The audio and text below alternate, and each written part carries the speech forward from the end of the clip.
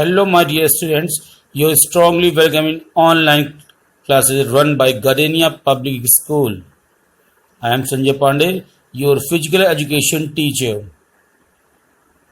Students, today I will explain you in this video the object of physical education. Students, as you saw in the first part of objective of physical education, I told you physical development, mental development and social development. Now in this video, I will tell you neuromuscular development, emotional development. First is neuromuscular development. In this objective is concerned with a better relationship between neuro system and muscular system. The activities of physical education provide opportunity for the better neuromuscular coordination. In the different situation, our neuromuscular coordination is developed. Good can use our energy is a proper way if we have good neuromuscular coordination. We can ensure accurate the smooth functioning of our body. While doing physical activities, our reaction time become less. These activities help in the efficient movement of our body parts. So, through the physical activities, our neuromuscular coordination becomes efficient. Guys, neuromuscular activity brain control, जो हमारा brain है वो control करता है हमारी muscles power को. हम जितना ज़्यादा एक्सरसाइज, जितनी ज़्यादा फिजिकल एक्टिविटीज़ करेंगे, जितनी ज़्यादा हम एक्सरसाइजेज, गेम की जो स्ट्रेटजीज वगैरह होती हैं या और प्लानिंग्स होती हैं, जो भी कुछ हम करते हैं वो सारा सब कुछ हमारा क्या करता है, ब्रेन. और ब्रेन ही हमारी मसल्स को कमांड करता है. इसके लिए बहुत सिंपल और छोटी सी चीज समझिएगा सिर्फ, कि जितना ज्यादा शार्प आपने ब्रेन को बना लेंगे, ठीक है ना, जितना ज्यादा शार्प आपने ब्रेन को बना लेंगे, छोटे छोटे टिश्यूज को बार बार 100,000 टाइम आप किसी चीज को बार बार प्रैक्टिस करते रहेंगे तो उन मसल्स को उस एक्टिविटी करने की आदत है, हैबिचुअल हो जाएंगी वो मसल्स. फिर आपको कभी भी अगर किसी भी एक्सरसाइज को करना है, अगर आप विदाउट वार्मिंग अप भी अगर आप गेम खेल रहे हो तो आपको प्रॉब्लम नहीं होगी. देखा होगा कभी कभी बिना वार्मिंग अप के गेम स्टार्ट करने से स्ट्रेन की प्रॉब्लम हो जाती है.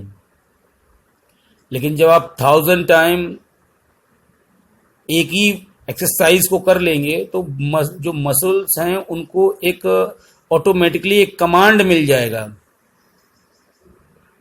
बार बार आपको वार्मिंग अप करने की जरूरत नहीं पड़ेगी और किसी भी सिचुएशन में आप ऑटोमेटिकली ढल जाएंगे. सपोज दैट आप फुटबॉल गेम खेल रहे हैं, ठीक, फुटबॉल गेम खेलते खेलते बीच में बारिश हो शुरू हो गई, तो चूंकि आप पहले से ही प्रैक्टिस कर चुके हैं, अपनी बॉडी की, अपनी न्यूरो मसल्स के साथ प्रैक्टिस कर चुके हैं गर्मी से पानी में खेलने की, इस वजह से आपको पानी में खेलने में कोई भी प्रॉब्लम नहीं होगी. आप आपने गेम को कंटिन्यू खेलते रहेंगे, कोई प्रॉब्लम नहीं होगी.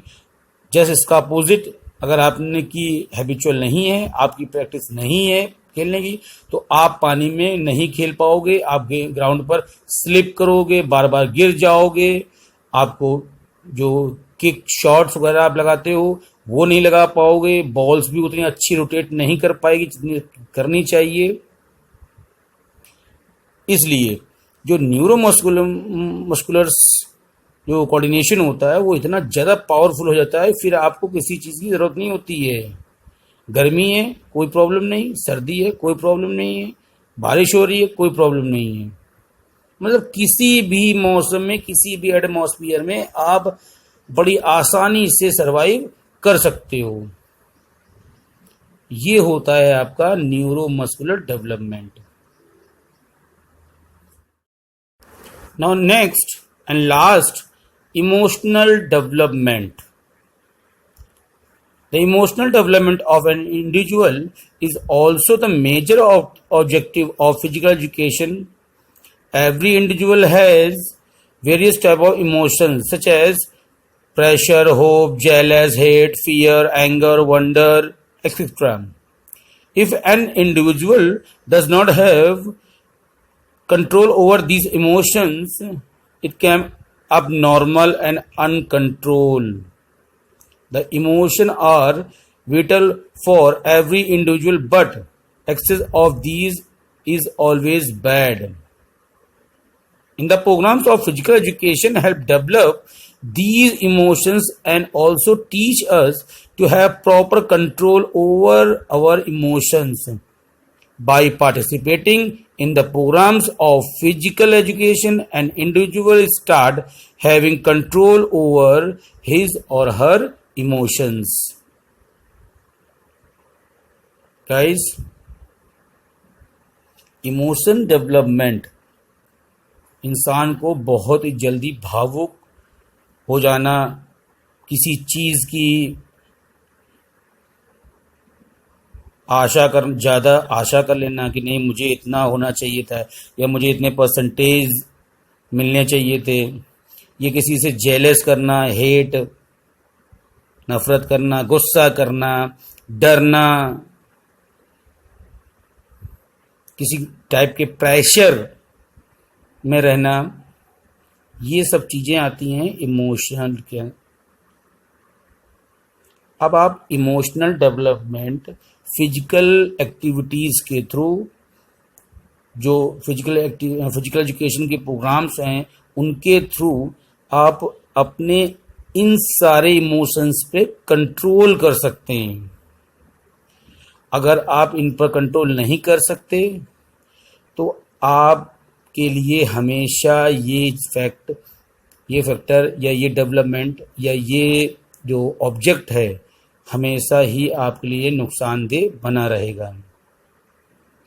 अगर आप अपने इमोशंस को कंट्रोल कर सकते हैं, अगर आप अपने अंदर इनको चेंजेस ला सकते हैं, इनको और ज़्यादा मजबूत कर सकते हैं, किसी भी प्रॉब्लम में या किसी भी समस्या में आप बड़ी नॉर्मल तरीके से उसको समझें, विचार करें उसके ऊपर, तो आप इस पर कंट्रोल कर लेंगे। फिजिकल एजुकेशन में आपको इन्हीं सारे, या ये कहें कि फिजिकल एजुकेशन के इमोशनल डेवलपमेंट में आपको इन्हीं सारी चीज़ों पर कंट्रोल करना सिखाया जाता है।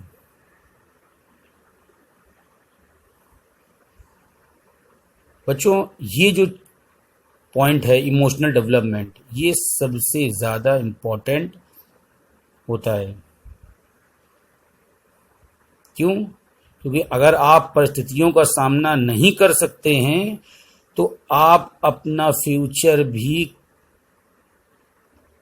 अपने अकॉर्डिंग क्रिएट नहीं कर सकते हैं। सबसे ज़्यादा आपको प्रॉब्लम होगी। इसलिए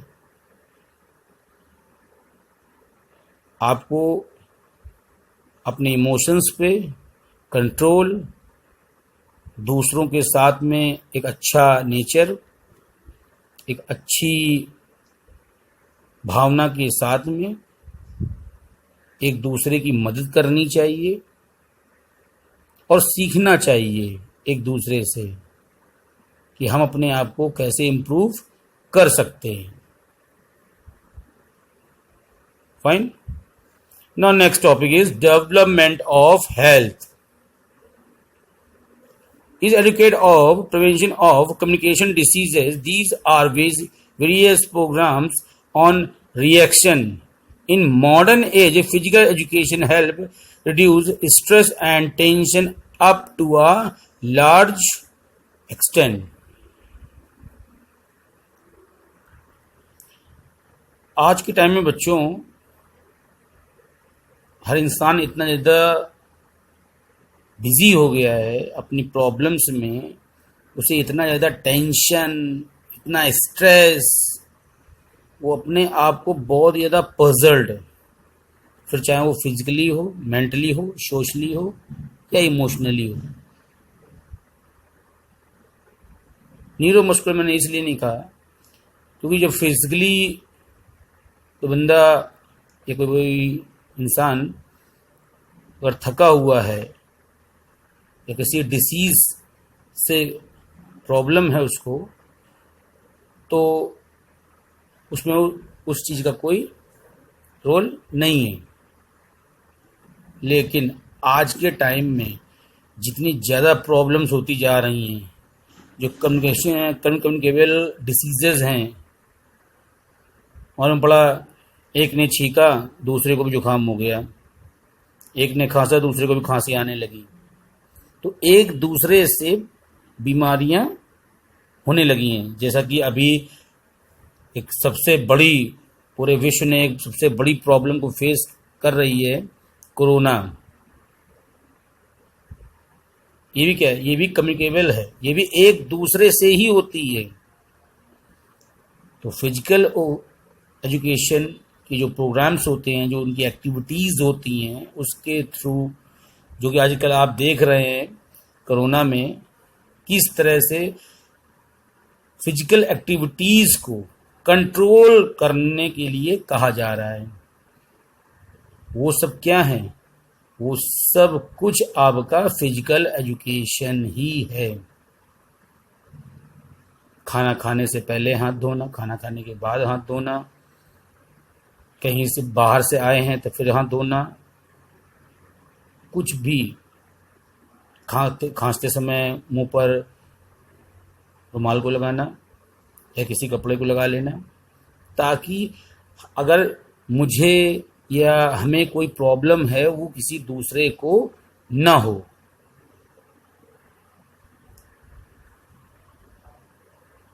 तो अगर एक स्वस्थ जीवन जीना है तो आपको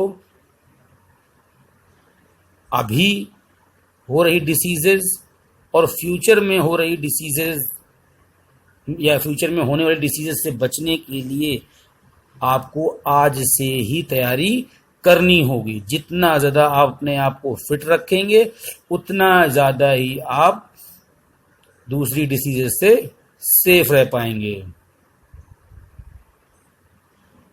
और रही बात है स्ट्रेस, टेंशन की, तो उसके लिए आप योगा करिए, लाइट म्यूजिक सुनिए, टॉपिक से हटकर, जिसे आप लोग स्टडीज़ कर रहे हैं क्लास 11th की, स्ट्रेस हो गया, बहुत प्रेशर हो गया, आपको समझने में प्रॉब्लम हो रही है, कुछ देर के लिए बुक्स को क्लोज कर दीजिए, आराम से बुक के बारे में न सोच, किसी थर्ड चीज़ के बारे में सोचिए। माइंड थोड़ा टहल लीजिए, ठंडे पानी से मुंह धो लीजिए, आपको अच्छा फील होगा। थोड़ा वॉक कर लेंगे, ज़्यादा हुआ अगर आप एक कॉफ़ी ले लेंगे तो आपको फ्रेशनेस महसूस होगी। इन सब चीज़ों से आप अपने आप को रिक्रिएशन अपना कर सकते हैं। और रही बात फिजिकल एक्टिविटीज़ के, तो उसमें अगर आपको कोई प्रॉब्लम है तो उसके लिए आप रेस्ट भी ले सकते हैं, आपको एक्सरसाइज या कोई भी फिजिकल एक्टिविटीज़ करने की ज़रूरत नहीं है। तो बेटा ये था आपका डेवलपमेंट ऑफ हेल्थ।